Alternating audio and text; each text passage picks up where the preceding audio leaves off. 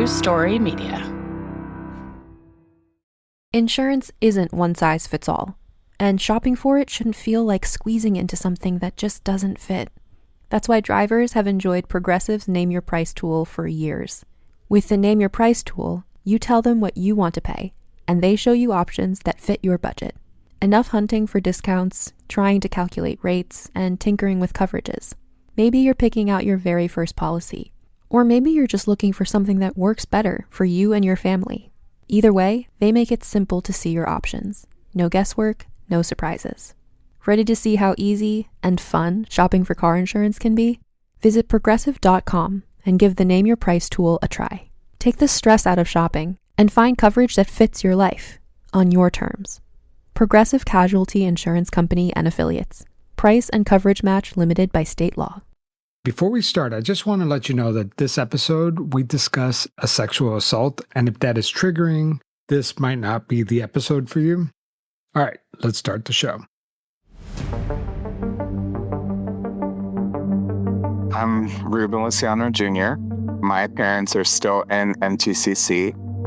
Ruben says he's one of the lost children of NTCC. He says he wasn't recruited outside his barracks. He did not choose this life. He was born into the religious sect. So I spent pretty much my entire life, or I should say my formative years, in the church. I would say as far back as I can remember. My memories are founded on NTCC. I just remember just life being dominated by the church. I've wrestled for so many years with just sharing my account of what I went through in NTCC. And it's very hard when you have kind of been programmed to not have a voice, to not have an identity. Today, we're going to hear from the children who were born or raised at NTCC. We're going to learn what it's like for a 12-year-old girl growing up in the church.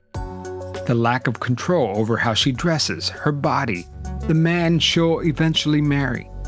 And we're going to look at how that culture of grooming children at NTCC can lead to some horrifying consequences. I'm Javier Leiva, and this is Pretend. Stories about real people pretending to be someone else.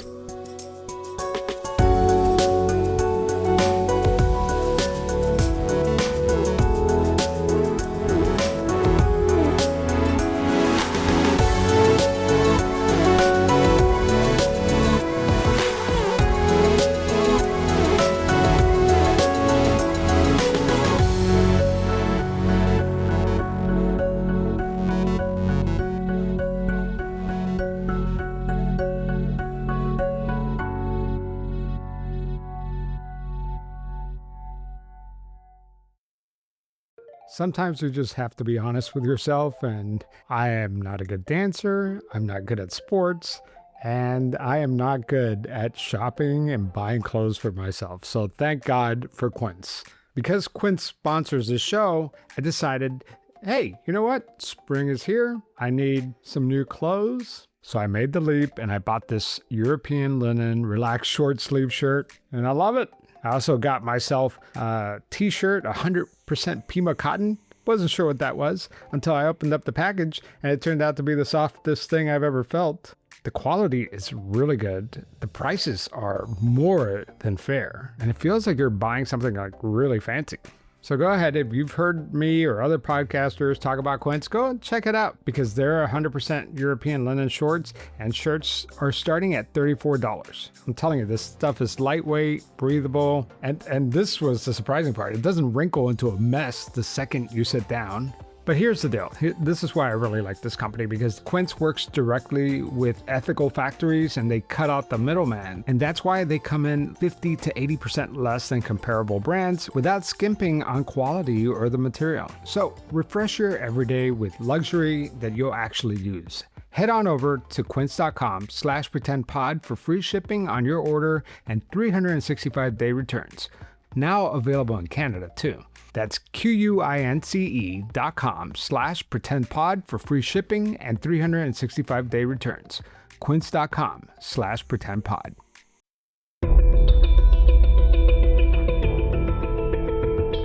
We've spent the last 2 episodes describing a church that recruits young military men and women, isolates them from their family, and runs the whole thing like a well-funded business with zero accountability.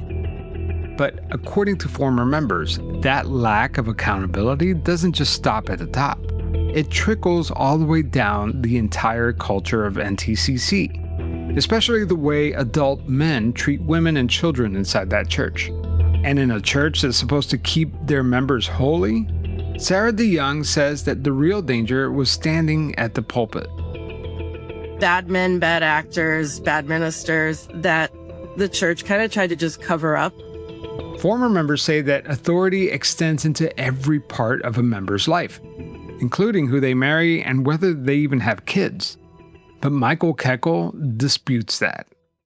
I don't get involved in people's marriages and divorces. I stay way clear of that stuff.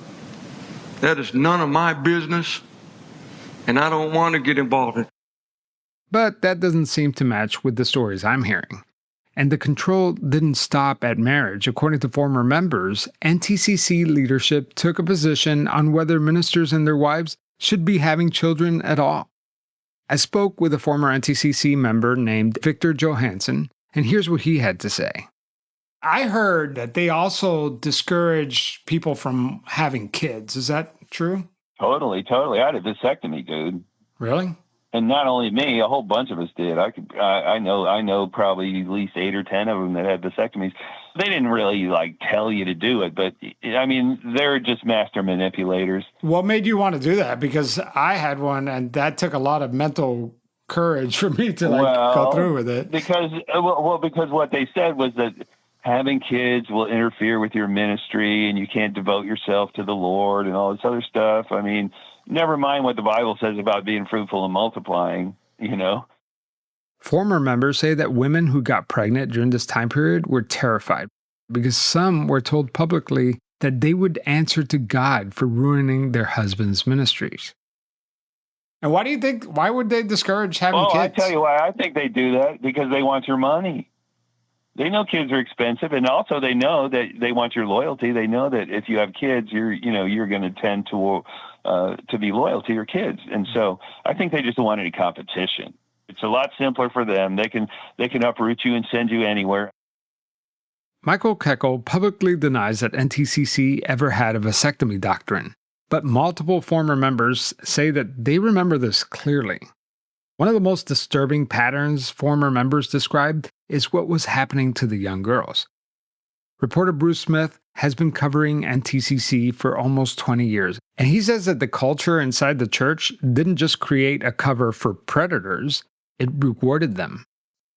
The fact that ministers date young teenagers, that you have men in their 20s dating girls who are 14 and 15.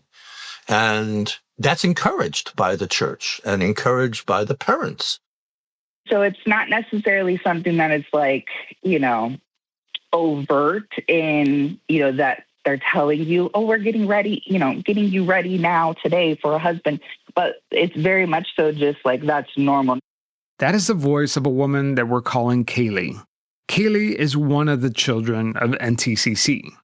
Nobody has to tell you that. You already just know that that's your purpose. That's your goal, Yeah, everybody knows how to fall in line. Correct. Yeah, everybody knows how to fall in line. When I was 11, 11, you're saying I'm a woman. Kaylee says that this was just the culture at NTCC. It was expected for you to find your future husband. Can you catch the eye of this brother or that brother so that maybe he'll ask you on the wall at fellowship after church, or, people will make comments of brother so-and-so said that he thinks you're a godly woman. At the time, it didn't seem weird. Now it's disgusting. For the children of NTCC, this was all they knew. This was their reality. There was nothing to compare it to. Former members tell me that once a girl hits a certain age, they were dressed to look older. And I'm not talking about making them look more mature. No, they were dressed like middle-aged women. Very, very mature. I'm talking poofy hairstyles with high heels by the time they turned 12. This wasn't about making them look sexy. The dress code would never allow that. This was about making them look grown. And according to former members, that was the point. Because once a girl looked like a woman, she could be treated like one, especially by the adult men inside the seminary who were already looking for a wife. It seems the grooming culture was something everybody knew, but nobody wanted to talk about. I asked Victor Johanson about it. They tried to hook me up with this girl when she was 12 years old. A 12-year-old girl. Mind you, Victor was a 22-year-old Army recruit. So Mike comes to me and he's like, hey, Debbie, she likes you. He's talking about a young Michael Kekel, when he was a young recruit, way before he took over the throne. Victor and Mike were roommates back in Bible school. But anyway, so Mike comes to me, goes, hey, she likes you. And I'm like, dude, she's 12. Like, man, I'm not doing that. But Victor says that's just the way things work at NTCC. Well, my daughter was 13 when we left, and the guys were already ogling her. She was fresh meat. But Michael Kekel, NTCC's CEO, disputes these allegations. This lady in the church said to this girl, who was a young girl, said, have you thought about brother so-and-so? All she was doing was, making light. So she went down in history as grooming people in the church to marry them off. So what in the world? Because she told her to think about this boy that likes her? You got to be kidding me. Good luck with that. Good luck with stopping people from saying, hey, did you know brother so-and-so likes you? You're not going to stop that. He's basically saying that no one is telling you who to marry. It's just the typical church folks getting in your business. I probably wouldn't be married today if a brother hadn't come and said, hey, she likes you. I said, what? You're kidding. I couldn't believe it. She likes me? And he's right. This is how everyone I spoke to remembers Michael Kekel meeting his wife, Tanya. He married the boss's daughter, and so, of course, it's all a big nepotistic scheme over there. People familiar with the family say that Tanya was 14 years old. Michael Kekel was 22. Tanya is considered royalty at NTCC. Her father, R.W. Davis, was the founder of the church. Michael Kekel was just another recruit. Reporter Bruce Smith asked Michael Kekel about this. But even if you don't believe that they started dating when she was 14, we know she was married as soon as she turned 17. And this was just a consistent theme in my conversations with former members. One source told me about a 15-year-old girl who was engaged to a minister in his late 20s. He waited for her to turn 16 so they could legally marry. And her adult fiance would drop her off at high school in the morning. That was the culture inside NTCC.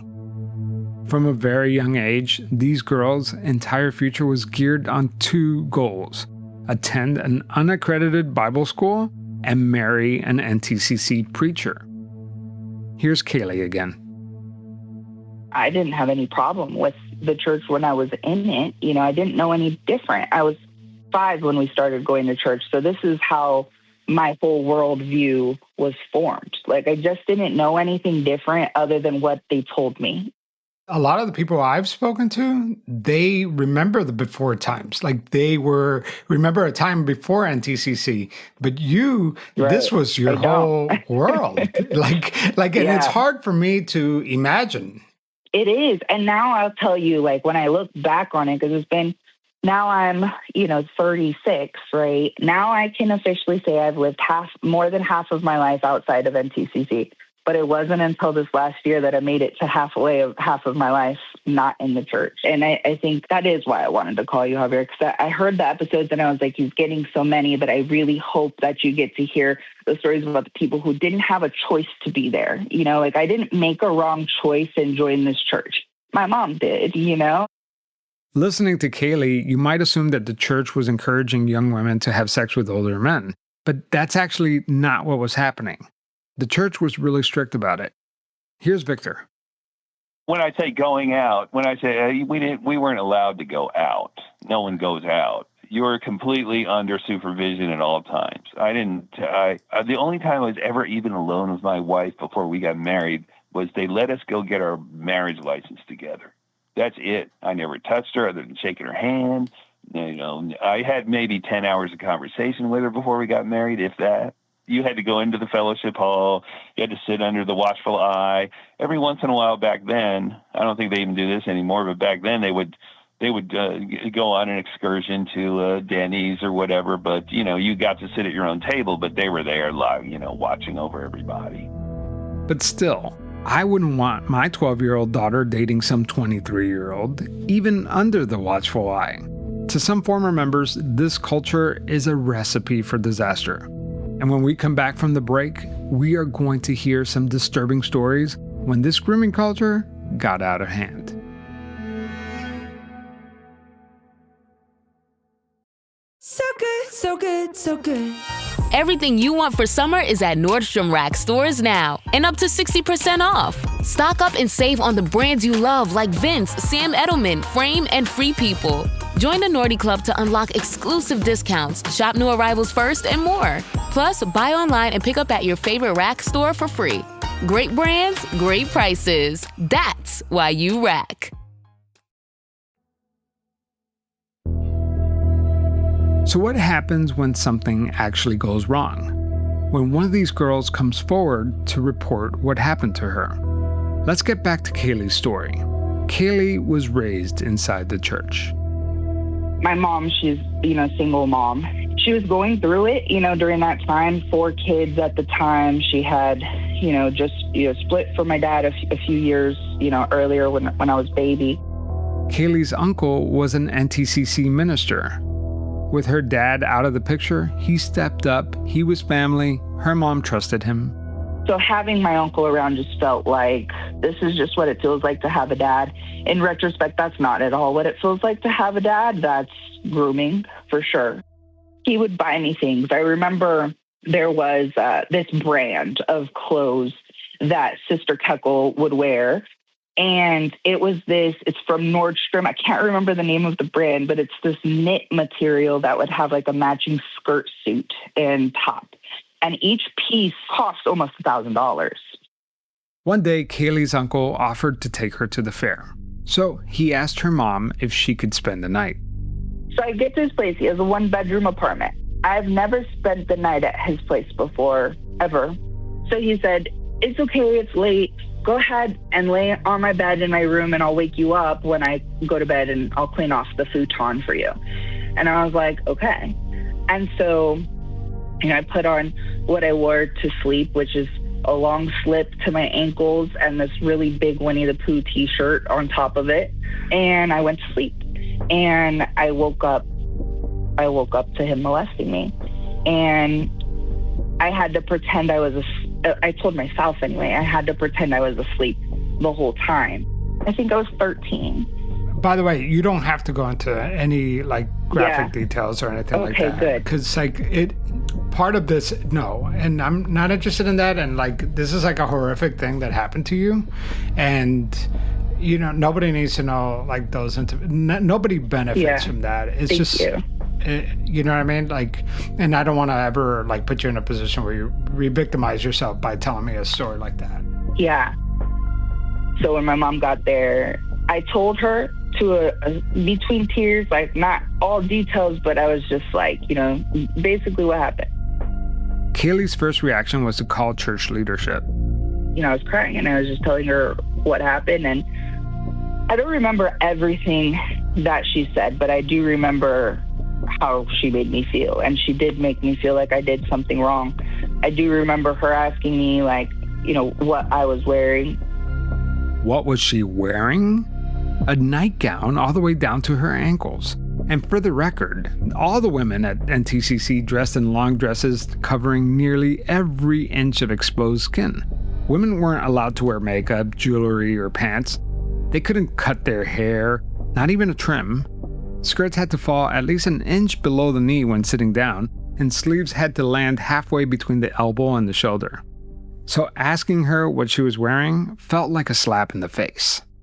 It was my fault. why did you spend the night? Well, why did you go to his bedroom? Like it was, questions like that. And do you think he meant to, or, Her uncle was eventually charged and arrested. He ended up pleading guilty to a lesser charge.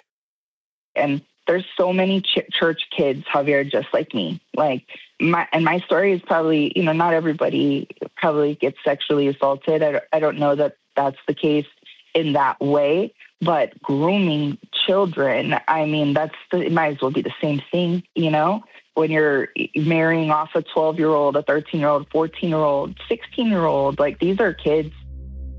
Sure. Kaylee's story could be an isolated incident. This could happen at any church. But all of this, the matchmaking, the child marriages, the way young girls were dressed up to look older, it makes you wonder, is the church culture at NTCC enabling sexual assault against young girls? Some former members started asking the same question. So they went looking and they cross-referenced known NTCC ministers and members against the Public Sex Offender Registry. And what they found wasn't one or two isolated incidents. It was a pattern. Multiple men associated with the church, past, present, were on the sex offender registry. Some had served time, some hadn't, like this guy. His name was Michael Fontenot. Michael Fontenot was a minister, a part-time choir leader, and a teacher at the NTCC Bible Seminary in Grand, Washington. And most of what I'm about to tell you comes from a 2011 article written by reporter Bruce Smith for the Mountain News, along with court records from Pierce County Superior Court. In late 2005, Michael Fontenot's wife spotted him leaving their 12-year-old daughter's bedroom in his underwear. And then the next day, she confronted her husband and he confessed. His wife eventually turned him in, and he was arrested a week later. Here's Sarah DeYoung again.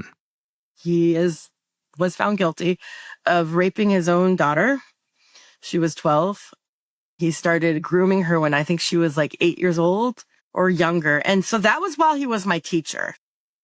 Fontenot only served 6 months and was forbidden from any contact with minors. But within a few years, he had already violated those terms multiple times. When Fontenot was released from custody and rejoined NTCC, his ex-wife says that she warned Pastor Davis and Kekel that her husband was a convicted child rapist. And according to her, the leadership did nothing with that information. She says they never even warned the congregation. He was let back into the church. Nobody was warned. Nobody that had children. Reporter Bruce Smith called NTCC for comment. He reached co-pastor Phil Kinson, who told him, quote, "I have nothing to say to you. Have a nice day," and hung up. Bruce Smith then called Michael Kekel, and Michael Kekel said, quote, "No comment," and then just sat on the line in silence. Instead of protecting the vulnerable, former members say that the church protected the abuser and in a way protected itself. All right, so we've heard anecdotal stories of children being pressured into marrying older men. We've heard stories about convicted child molesters rejoining the church. And if I put my magnifying glass on any church anywhere in America, I could cherry pick stories like this here and there and make it look like a systematic problem. But I don't want to do that. I want to know the church's position on all this. As you know, I've reached out to NTCC leadership and have yet to hear back from them. But I did stumble upon a social media post written by Michael Kekel that clearly lays out their views.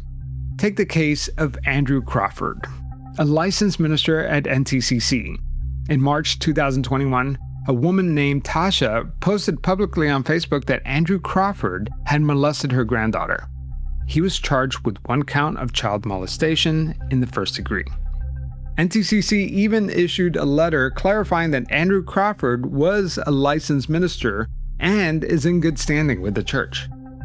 3 days after that, Michael Kekel posted about this on Facebook. In it, Kekel stated explicitly that no church is under a legal obligation to report child abuse. He acknowledged a possible moral obligation depending on state law, but argued that the church should focus on the burden of proof. Without concrete evidence or multiple eyewitnesses, Kekel said the church should refuse to accept accusations or treat the accused any differently. He referenced a woman who came to him saying that her husband was abusing her child. She asked Kekel to report it. Kekel refused. He said because the mother wouldn't call the police herself. She wasn't serious about it, he says. So he had no legal obligation to act. He said it was, quote, really none of his business. He suggested if people wanted to know who was a child molester, they should research online and find it themselves. As for Andrew Crawford, the case went to trial in June 2022. The jury was deadlocked, but after a mistrial was declared, 2 months later, the state offered Crawford a deal. The first-degree molestation charges was reduced to a fourth-degree assault. Crawford accepted, and to put that into perspective, the original charge would have had him locked up and registered as a sex offender. The new charge meant that he only had to spend a year in jail and no sex offender registry. In his own written statement on the plea deal, he admitted that he intentionally assaulted the child, but by resting his head on her shins in an offensive manner. Now, technically, Kekel is right about one thing in that 2021 post. At the time, Washington state was one of 5 states in the country where clergy were not mandatory reporters of child abuse. So legally, Michael Kekel did not have to report what the mother had told him, but that is no longer the case. In May 2025, the Washington state legislature passed a bill signed by the governor making clergy mandatory reporters of child abuse and neglect. That law has partially been challenged in court, but the core still remains the same. So as of today, if a parent walks up to Michael Kekel's church and tells him that her child is being abused, he is legally required to report it. So is this where we stand? If a church is given a choice between protecting an institution and protecting a child, some churches will make the wrong choice every time, until somebody passes a law forcing them not to. When we come back from the break, a rebellion starts at NTCC, and some members head for the exit signs. Girl, winter is so last season. And now spring's got you looking at pictures of tank tops with hungry eyes. Your algorithm is feeding you cutoffs. You're thirsty for the sun on your shoulders. That perfect hang on the patio sundress. Those sandals you can wear all day and all night. And you've had enough of shopping from your couch. Done hoping it looks anything like the picture when you tear open that envelope? It's time for a little in-person spring treat. It's time for a trip to Ross. Work your magic.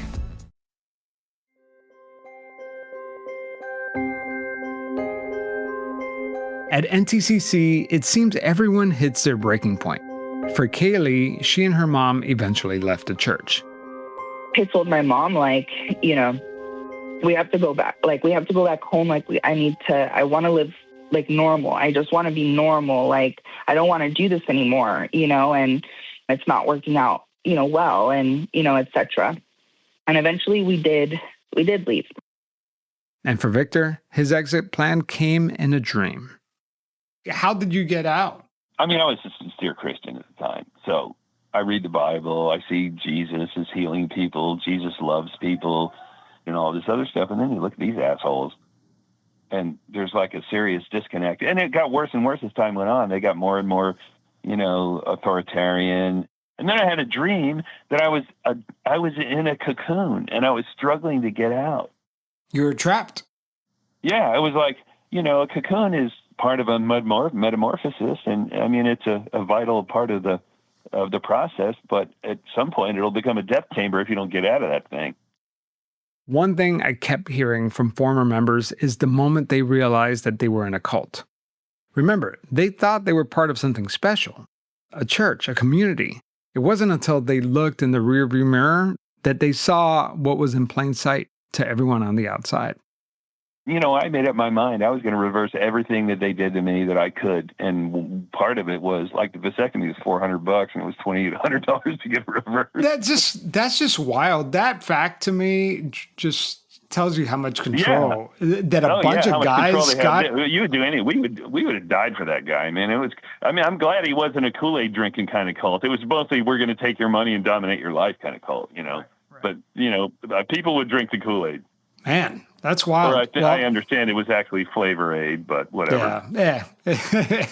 Yeah. For nearly 20 years, reporter Bruce Smith has watched all of this from up close. The matchmaking, the financial control, the abuse. So I asked him the most obvious question of all. Is NTCC a cult?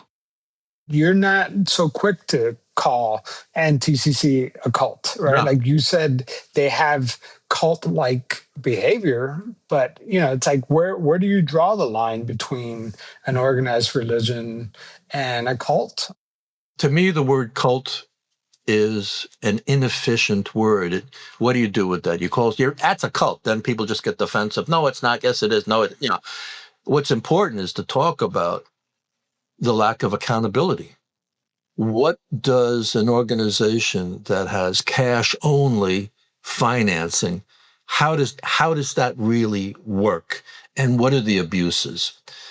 What do you trigger when you say it's okay for a 22-year-old ministerial student to date a 14-year-old girl, and the parents of these girls are encouraging their children to age up, to wear blouses with more cleavage, to wear more push-up bras, to wear makeup starting at 12 years old? I talked to some of these girls. They hated it and they loved it. It was a real push and pull kind of dynamic.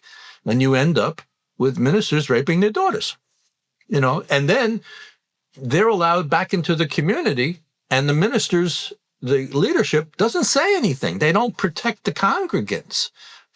Is that a cult? No, I don't think so. I think it's just criminal behavior. It's almost like the label cult is a distraction. Yes, to exactly. Right. That's really interesting because it's so easy. I think cult is just a mental shortcut, right? To an organization that's not like us,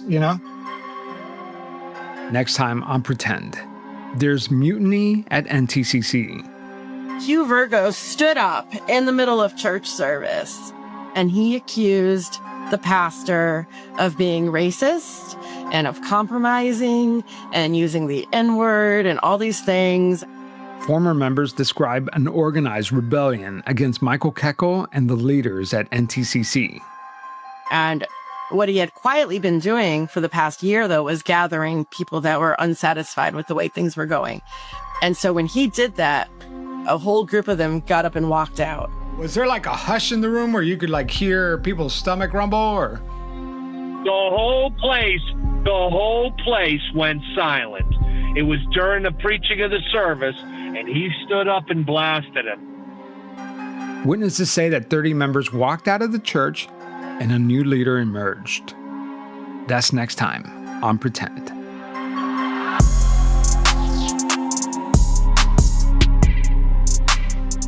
All right, so that's all we have for today.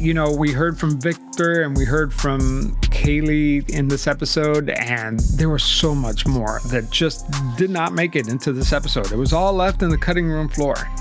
So here's what I'm going to do. I'm going to release a Victor bonus episode and a Kaylee bonus episode because their experience is so rich and I just couldn't get it into this episode. So I think you'll want to hear that. Also, the next episode is going to take a completely different turn because these first 3 episodes was just exposition to what was about to happen next, and it is going to get crazy. As always, I want to thank my Pretend Plus listeners and my Patreon supporters for making this show possible. If you want to listen to bonus ad-free episodes, sign up for Patreon or Apple Podcasts. It's $3 a month. It's like buying me a cup of coffee, and you're helping sustain this show, which I'm so grateful for. Today's episode was written and produced by me, Javier Leiva. It was edited by Puneeth Shenoy with the Podcast Pundits, and our theme music is by Joe Basile with thechicken.net. That's all I got for you today. Talk to you soon.